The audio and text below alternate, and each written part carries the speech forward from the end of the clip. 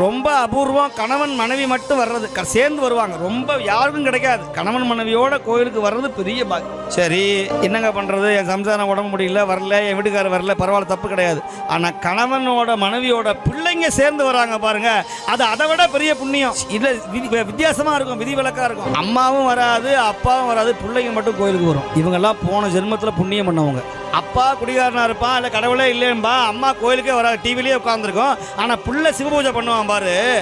அப்போ சுவாமி சொல்றாரு இல்லையா, எங்கேனும் யாதாகி பிறந்தினும் தன் அடியாருக்கு இங்கே என்று அருள் புரியும் எம்பெருமான்கிறார். நீ எந்த உலகத்தில் எந்த ஊரில் பிறந்திருந்தாலும் சிவபெருமானுக்கு உன்னை பிடிச்சு போச்சுன்னா அவரை கொண்டு வந்து சேர்ல உட்கார வச்சிருவார். இன்னைக்கு யார் வரணும், யார் பேசணும், யார் கேட்கணும், யார் கடைசியாக உட்கார்ந்துருக்கணும், யார் பாதியிலே எந்திரிச்சு போகணும் அப்படிங்கிறதெல்லாம் உள்ள இருக்கிற சித்தரும் எல்லாம் சிவபெருமானும் முன்னமே எழுதியிருந்த ஏட்டின்படி என்று இருங்கிறார்.